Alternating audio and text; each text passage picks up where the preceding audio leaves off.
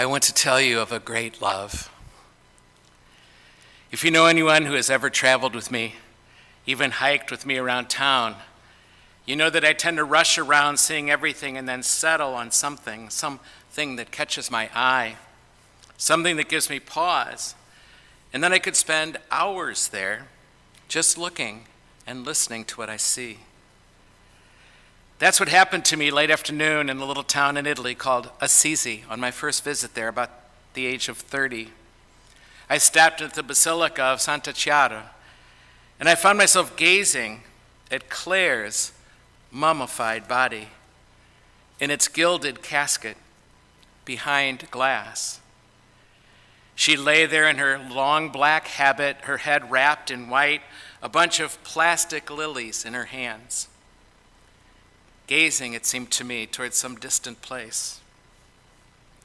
And some of the frescoes of Claire in that church, I could see a young woman who is truly beautiful. She was not looking at the viewer. She seemed to be exploring some distant image outside the frame. Perhaps what some would describe as a distant love. She had fallen in love with Francis. Maybe it was his wildness, his lack of conformity, his way of seeing things differently that nobody else seemed to see. Maybe because she was looking where he was looking, outside the frame, seeing the invisible in the visible, and the spiritual in the sensible through the senses. Looking at her body there, I could not think of him, of the love of her life, Francesco de Assisi. It was a friendship that changed the world. A love, yes, a romantic love, celibate to the end, that set them on fire and still sets the world on fire with possibilities in love. The white hot flames that were ignited in each of them seared them both, even unto sanctity. Since the very dawning of that relationship, the world has probed the mystery of their friendship, seeking to discover the humanness in it, and at the same time, secretly hoping to find an even greater manifestation of the divine. Francis and Claire have not disappointed. The purity of their mutual affection, founded as it was on unshakable loyalty and faithfulness to their Lord, was never tarnished by the weaknesses of the human condition, but rather polished into its own beautiful shining. Francis was consumed with a vision of total love for Christ and total surrender to his way. For Francis, everything else in the world became an opening into that radical simplicity he called Lady Poverty. This radical simplicity became his way to God. In the company of that radical simplicity, Francis found freedom. He found joy. He found peace. When Claire heard Francis preach about his unique happiness, his fiery words touched the soul of Claire and kindled a like vision in her. She pursued that vision with all the directness and clarity of what was her nature. When Claire joined Francis and his brothers as his first companions in the ruins of a little convent that Francis himself had rebuilt, she knew she had discovered the purpose for which she was created. You know, discovering the purpose for which you were created can be a source of tremendous joy. The power of this spiritual friendship reaches all the way from the 13th century to the 21st century to us, here even today, and gives us pause, gives us a chance to look again at our relationships, and most especially our now, our past, or our someday future romances. All their initial longing, all the intensity of love, wondering if perhaps we could learn something from these two about how to negotiate that sort of wildness in our lives and help it bear great fruit for the world, but also for our futures together. What could we learn from these two? What could we learn? And so like those two, that their names are inseparably linked now in history. Claire understood Francis and his work. Perhaps more than anyone else, she understood him. She called him the charioteer of her soul. And in medieval imagery, that's a powerful image. Perhaps in our day, we could use words like he was at one and the same time her father leading her, her mother nurturing her, and her best friend walking with her. All of the above, a trinity of possibilities. Francis must have known how this beautiful young woman with the golden hair felt about him. Must have wondered how he's going to handle what was happening inside of her and inside of him. She would be the first woman to believe and follow the dream of this radically simple life and littleness that God had given Francis for the rebuilding of his kingdom. She was in love, her heart rushing to begin loving. This magic elixir was what was built into this relationship from the beginning. Restraint. Restraint was a part of their love, and the tension, the creative tension that came out of the restraint they practiced, released all kinds of power, possibility, and energy. We in our day don't so much welcome restraint, it seems. Francis and Claire knew that true love involves a measure of restraint. They inspired one another into a deeper commitment to God. Their intense desire alerted them to the existence of other realities in life, even beyond and beneath these two in love. It's a fragile moment. You know it as well as I do if you've been there. It's a fragile moment, this falling in love. It's a fragile moment because you have to learn how to abide there with these awful and wonderful feelings all together for however long it lasts. But as one couple after another take their place in this chapel, presenting themselves for marriage, it can be a life-determining experience. A young man or woman may feel that they have been broadsided by a storm and that they don't even have the skills to negotiate these strong emotions and passions. To deal with it is like dealing with a wild animal. And when two people are experiencing such waves of emotion and hormones at the same time and in the presence of one another, it is to offer the world a potent, powerful mix. Ordinary things change. Ordinary things start to register in a different way. Music may be experienced as something painfully beautiful all of a sudden. I remember when I was in love the first and second and third time in my life. In those days, we used to create a mix for the girl we loved. We'd create a download of all these songs that reminded us of each other. I wasn't very good at technology then. I'm still not able to do those kinds of things. But I got to tell you, I spent hours putting these cassettes together. And one of the girls I was in love with in those days heard the homily this morning online, and she said, "I think I lost that tape." True story. Poetry, romance as a sort of visual poem, all of it, confusing, easily led astray by emotions and feelings, and finding out even then I was having a really hard time in the midst of being in love, coming down to earth. No man, probably no woman either, however celibate he or she might think themselves, could help but notice the beautiful body of a man or woman alongside of them, as beautiful as Claire, who was at the same time radiating a certain restraint in her life and in her love. It can be like an aphrodisiac, almost provocative. He must have known, Francis must have known, he was dealing with no ordinary woman here. Francis knew he was dealing with fire. He must have been conscious of the dangers he was opening himself up to in her. He was already a confessed celibate when he met her. Francis was forced to come to terms with his own emotions, with his own longings and desires in his relationship with Claire. They were all on the table for him, as they are for all of us. I'm sure it was a certain kind of torture for him. It was for me.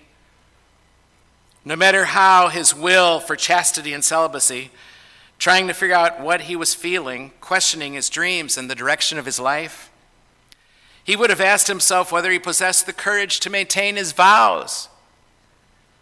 As one of his biographers wrote, Claire represented the willingness of beauty pressing toward its desired object. Could he resist?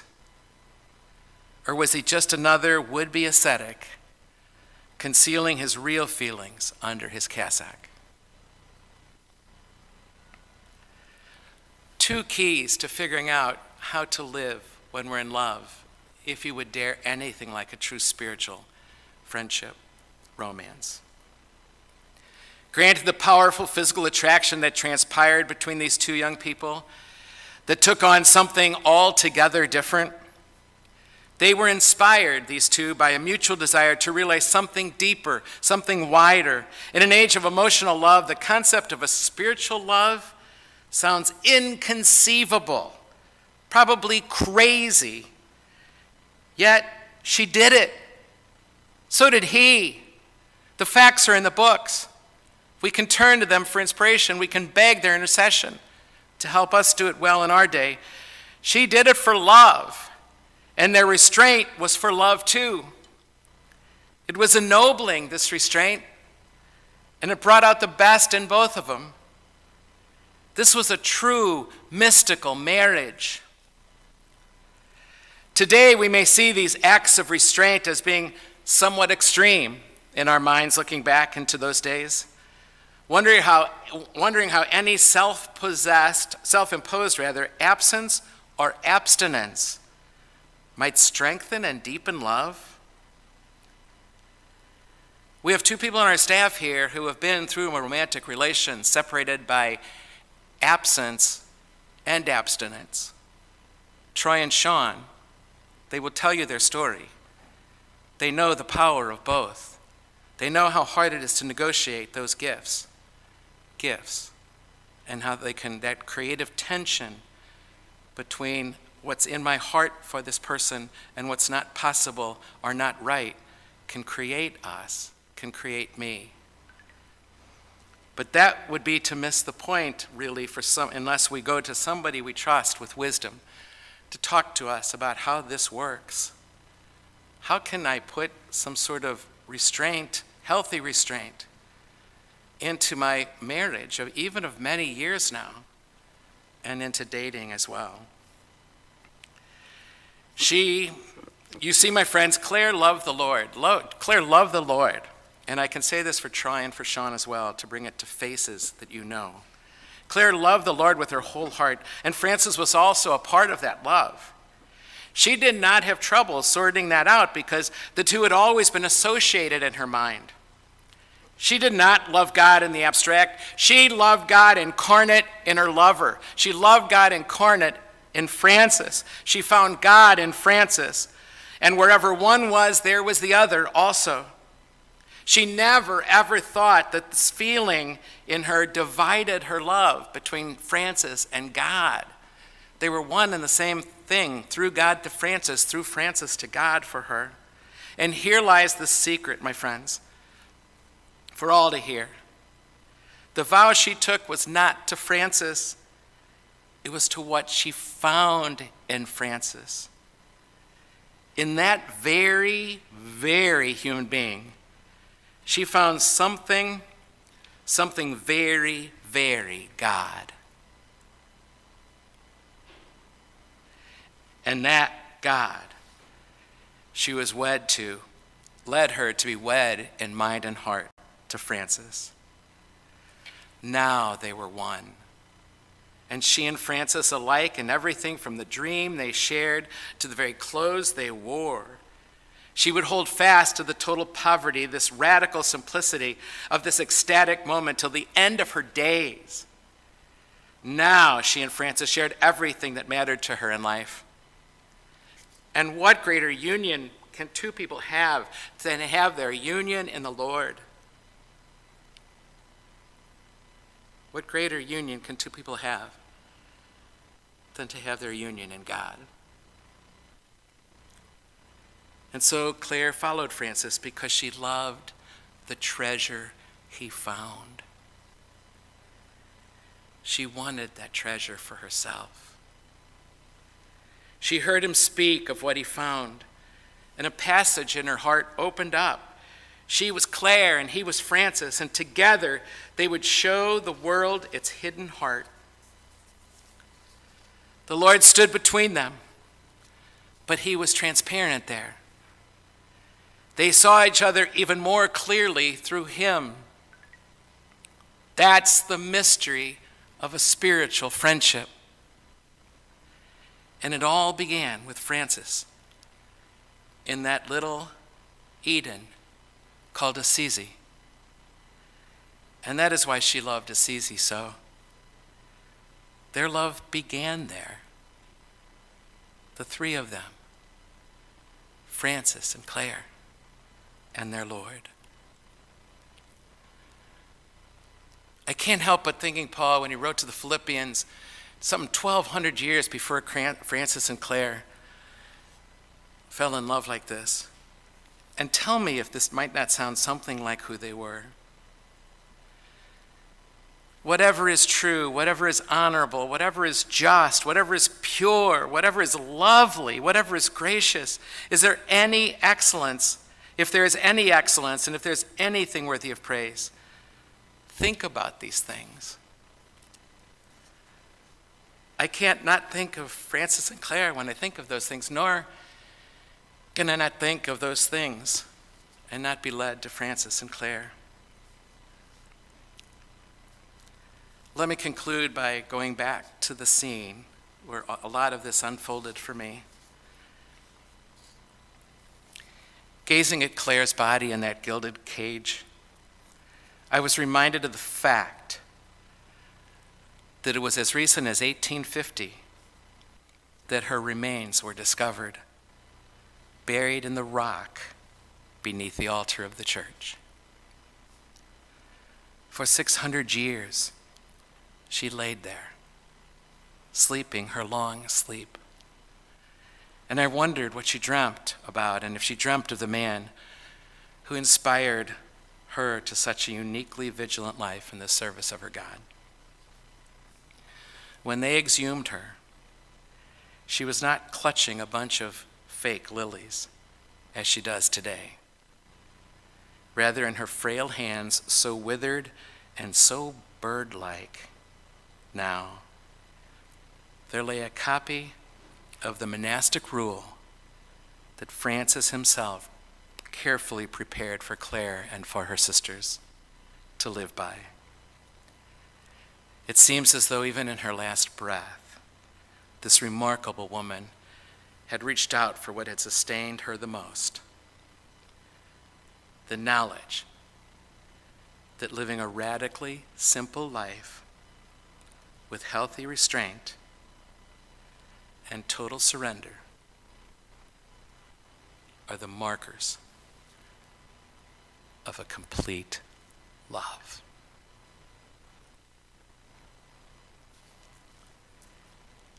I wish you no less.